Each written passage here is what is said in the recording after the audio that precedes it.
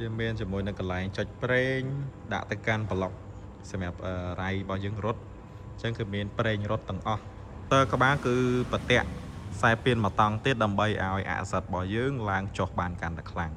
អានេះជាអ្វីដែលយើងបន្ថែមអាប់ដេតថែមទៀតនិយាយទំហំដែកនេះធំញាក់សាច់អានេះបើគិតជាសាយ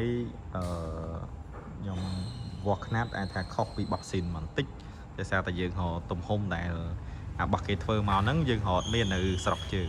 អញ្ចឹងគឺយើងធ្វើតាមអ្វីដែលយើងមាន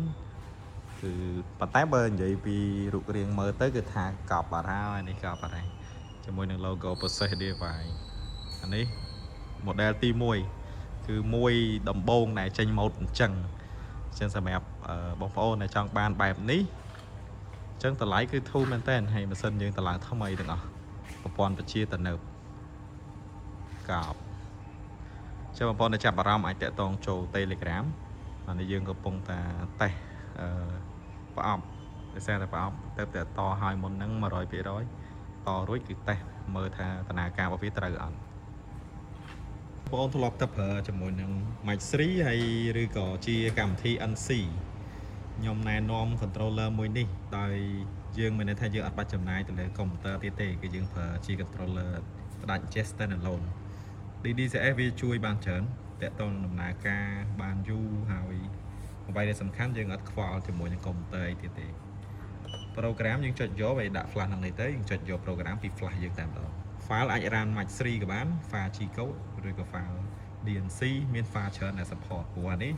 ជំនួសឲ្យដូចជា Mac 3មួយគ្រឿងអញ្ចឹងដូចជាកុំព្យូទ័រមួយគ្រឿងអញ្ចឹងតែបើធៀបតម្លៃវាធូរជាងហើយបងប្អូនដែលចង់ដូរអញ្ចេះសម្រាប់បងប្អូនដែលមានម៉ាស៊ីនក៏អាចដូរបានគឺយើងមានទទួលទាំងអស់ឬក៏ចង់បានម៉ាស៊ីនពី PC Device ទៅផ្ទាល់តែម្ដងអាហ្នឹងក៏អូខេអានេះវាបើគិត program វាច្រើនដែរតែគាត់ថាអ្វីដែលយើងចេះពី program នេះអាចនិយាយថា 80% ហើយសម្រាប់ការបញ្ជាទាំងមូលនិយាយពី mode របស់វាមាន 3 ទី1 count យើងអាចចុច mode count ការ count គឺអាចទៅមុខទៅក្រោយនេះ count អានេះគេហៅ count យើងប្រឡែងដៃធម្មតាឈប់តំណែង count សម្រាប់ step គឺកំណត់ទៅលើចម្ងាយថា10 20គឺវារត់បានតែប៉ុណ្្នឹងនៃ step មួយទៀតគឺ MPG គឺយើងបញ្ជានឹងដៃអូរត់កប់ណាចាំមើលទៅដល់ថ្ងៃតេស្តកាត់ថតឲ្យបានច្រើនម៉ាស៊ីននេះបងប្អូនកុំភ្លេចជួយ like ម្នាក់មួយជាទឹកចិត្តបងប្អូនតន់ជួយបានទិញអីក៏អាចជួយ like ជួយ share វីដេអូទៅក៏មានអារម្មណ៍ថាអូអ្នកឃើញបានច្រើនអ្នកគាំទ្របានច្រើនចឹងហ្នឹងវាប៉ុណ្្នឹងទេបាយ